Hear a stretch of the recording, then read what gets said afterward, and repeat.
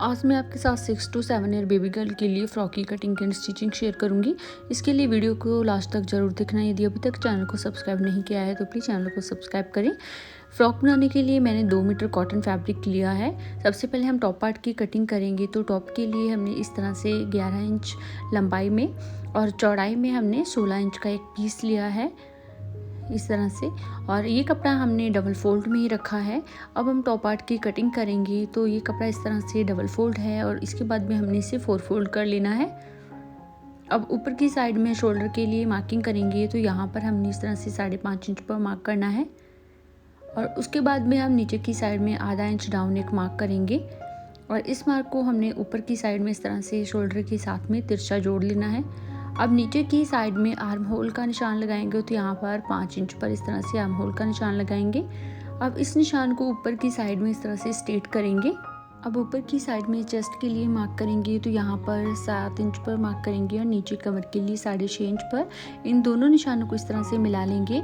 ये वाली मार्किंग आप बच्चे की हेल्थ के अकॉर्डिंग कर सकते हैं। और इसके बाद में हमने आर्म होल की गोलाई देनी है। इस तरह से हल्के से गोलाई दे देंगे और नीचे कमर से हमने आधा इंच ऊपर की साइड में इस तरह से निशान लगाकर इसको तिरछा जोड़ लेना है, क्योंकि फ्रॉक कमर की साइड से लटके ना, इसलिए।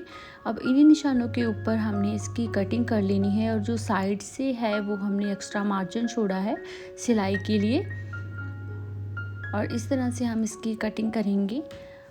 अब हमने इसको अलग कर लेना है, बैक पार्ट को अलग करेंगे और फ्रंट पार्ट को। ये वाला हमारा फ्रंट पार्ट रहेगा। तो अब हमने इस तरह से इसको फिर से डबल फोल्ड कर लिया और यहाँ पर हम गले का निशान लगाएंगे। तो 2.25 इंच पर हमने इस तरह से नेक की चौड़ाई रखनी है और नीचे डीप के लिए 3.5 इंच पर मार्किंग करके इसको इस तरह से गोलाई देते हुए ऊपर जोड़ लेंगे और इसके ऊपर इसकी कटिंग करेंगे। अब इसके बाद में हमने बैक पार्ट को भी फिर से डबल फोल्ड कर लिया है और अब इसकी नेक की कटिंग करेंगे। तो यहाँ पर हमने इस तरह से आधे इंच पर मार्किंग करनी है और इसको साइड से इस तरह से इसके साथ में जोड़ लेंगे और यहाँ पर हमने बैक गले की बिल्कुल हल्की सी ही कटिंग करनी है। अब इसके बाद में हमने जो फ्रंट साइड है हमारी, इसको हम बीच में से कट कर लेंगे नेक वाली साइड से।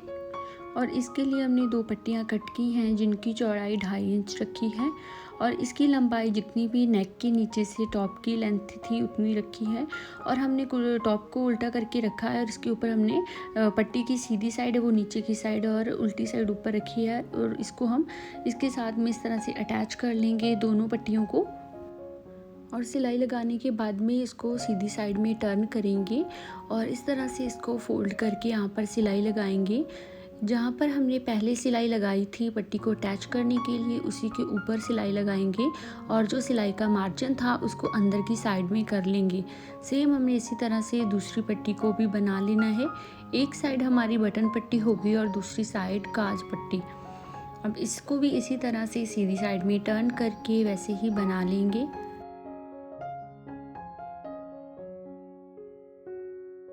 तो यहाँ पर हमने टॉप की फ्रंट साइड को रेडी कर लिया है। अब हम इसके बैक साइड को लेंगे, सीधी साइड अंदर की साइड रखेंगे और यहाँ पर हमने शोल्डर से इसको स्टिच कर लेना है। स्टिच करने के बाद में इसको इस तरह से सीधा करके इसके ऊपर हम टॉप स्टिच लगा लेंगे। दोनों साइड पर इसी तरह से शोल्डर पर टॉप स्टिच लगाएंगे और ऊपर की साइड कंप्लीट करने के बाद में अब हमने इसका कॉलर रेडी करना है। तो इसको सेंटर में से डबल फोल्ड करेंगे और यहाँ पर हमने इंच टेप से इसको मेज़र कर लेना है।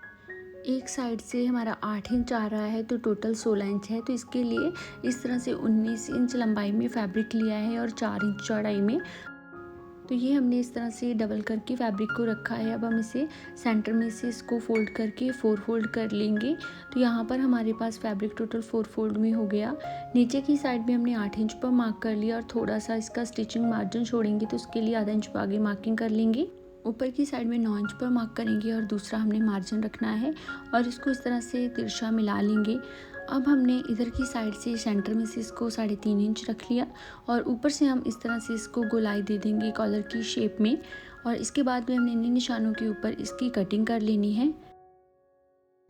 कटिंग करने के बाद में इसके सेंटर में एक स्मॉल कट लगाएंगे और अब इसी साइज़ में हमने पेस्टिंग पेपर को कट कर लेना है जिससे कि कॉलर में अच्छे से फिनिशिंग आए।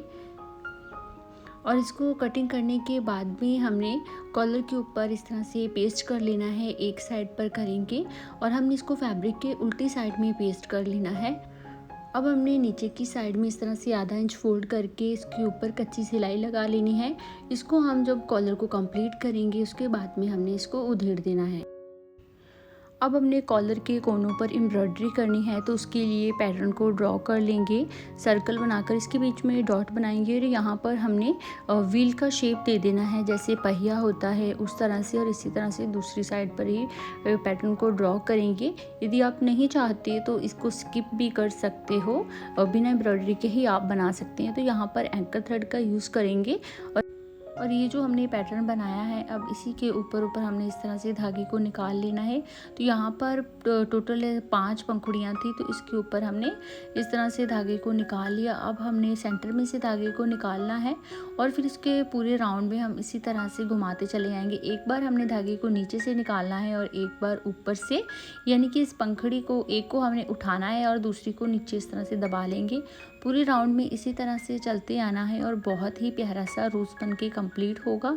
इसी तरह से हमने जो बाकी के भी फ्लावर्स हैं उनको भी कंप्लीट कर लेना है। फिर हम नीचे की साइड में धागा निकाल कर यहाँ पर टाइट नॉट लगा लेंगे और फिर हमने डिफरेंट थ्रेड से यहाँ पर लीफ बना लेनी है। कॉलर पर ये डिज़ाइन बनाने से फ़्रॉक में काफ़ी हैवी लुक आएगा, क्योंकि हमारे फ्रॉक का फैब्रिक प्लेन था, तो इसलिए इसको डिज़ाइन करने से इसमें काफ़ी अच्छा लुक आया है। सेम इसी तरह से ही फ्लावर बनाकर दूसरी साइड पर भी कॉलर को कंप्लीट कर लिया। अब हमने कॉलर को स्टिच करना है, तो सीधी साइड अंदर की साइड रखेंगे दोनों साइड पर और यहाँ पर हमने सिंगल प्रेशर फुट का गैप छोड़ते हुए कॉलर को स्टिच कर लेना है और लास्ट में आकर हम इसे डबल स्टिच करेंगे और इसके बाद में हमने इसकी साइड से कॉर्नर को कट कर लेना है। अब हम इसको पलटकर सीधा करेंगे, तो सीधा करने के लिए इसके कॉर्नर अच्छे से निकले, इसके लिए हम किसी नुकीली चीज़ का यूज़ करेंगे। तो यहाँ पर मैं सीजर की हेल्प से ही इसको सीधा करके अच्छे से प्रेस कर लिया। और इसके बाद में हमने इसको टॉप के साथ में अटैच करना है। तो जिस साइड पर हमने पेस्टिंग पेपर नहीं लगाया था उसको हमने टॉप के साथ में स्टिच करना है, सीधी साइड पर रख कर करेंगे। यहाँ पर हमने ना ही कॉलर को खींचना है और ना ही टॉप को, दोनों को अच्छे से बराबर रखते हुए हमने स्टिच कर लेना है। स्टिच करने के बाद में इसको पलटकर सीधा करेंगे और यहाँ पर जो हमारा स्टिचिंग मार्जिन था इसको अंदर की साइड में रखेंगे और यहाँ पर हमने बिल्कुल किनारे किनारे पर सिलाई लगा लेनी है। अब ऊपर की साइड में फिनिशिंग के लिए कॉलर के बिल्कुल किनारे पर एक सिलाई लगाएंगे। इस सिलाई लगाने से कॉलर में काफ़ी अच्छे से फिनिशिंग आएगी। इसके बाद में जो हमने टॉप के फ्रंट पार्ट में काज और बटन पट्टी बनाई थी उसको ऊपर नीचे रखते हुए यहाँ से हमने 1 इंच तक स्टिच कर लेना है। यहाँ पर हमने डबल सिलाई लगानी है जिससे कि अच्छे से सिक्योर हो जाए। इसे स्टिच करने के बाद में अब हमने स्लीव्स की कटिंग करनी है। तो यहाँ पर फैब्रिक को टोटल हमने 4 फोल्ड करके रख लिया है और इसे हमने चौड़ाई में से 10.5 इंच रखा है, यानी कि 21 इंच, और लंबाई में से 5.5 इंच रखा है। अब हमने इसे नीचे की साइड में 2.5 इंच पर मार्क करना है और फिर इसको गोलाई देते हुए हम इस तरह से स्लीव्स की शेप दे देंगे और इसी के ऊपर इसकी कटिंग करेंगे। अब इसके बाद में इसके सेंटर में एक स्मॉल कट लगाएंगे और इसको बाहर की साइड से इस तरह से हमने थोड़ा सा अंदर को कर लेना है। अब यहाँ पर हम फोल्डिंग के लिए स्मॉल कट लगाएंगे और इसी कट से हमने स्लीव्स को फोल्ड कर लेना है। दोनों साइड पर इसी तरह से फोल्ड करके इसके ऊपर हम सिलाई लगा लेंगे। सिलाई लगाने के बाद में अब जो बाहर की साइड थी जहाँ पर हमने स्लीव्स की कटिंग की थी वहाँ पर हम एक रफ स्टिच लगाएंगे मोटे बखी में। दोनों साइड पर हमने इसी तरह से ही सिलाई लगा लेनी है।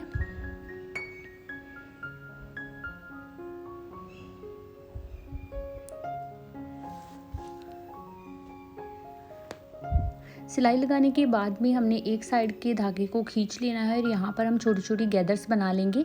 जितना भी हमारे टॉप का आर्म होल है उसी के अकॉर्डिंग हमने यहाँ पर गैदर्स बना लेनी है और दोनों स्लीव्स को हमने इस तरह से कंप्लीट करना है।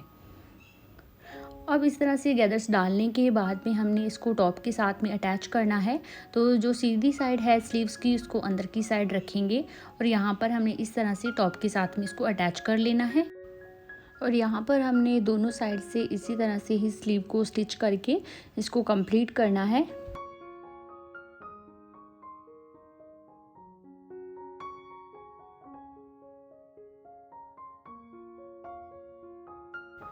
अब हमने टॉप पार्ट को कंप्लीट कर लिया है, तो इसके बाद में हम फ्रॉक के जो नीचे वाला हिस्सा है उसे कंप्लीट करेंगे।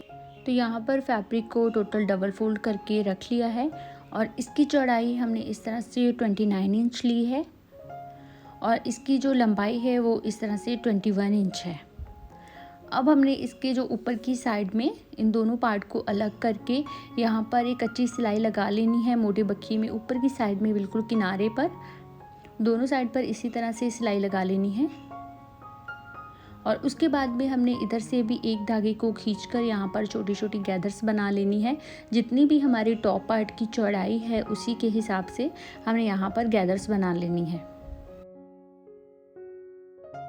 दोनों साइड में इसी तरह से गैदर्स डालकर हमने घेरे को कंप्लीट कर लिया है। अब हम इसके ऊपर एक सिलाई लगा लेंगे पक्की तरह से, क्योंकि जब हम इसको टॉप पार्ट से अटैच करेंगे तो हमारी जो गैदर्स हैं वो इस तरह से अपनी जगह से हटेंगी।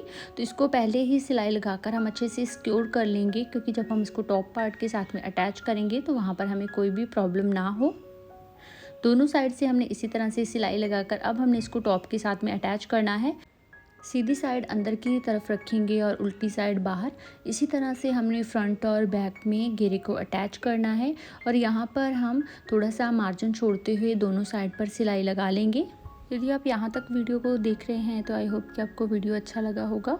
वीडियो अच्छा लगा तो वीडियो को लाइक कर देना एंड चैनल पर विजिट ज़रूर करिएगा।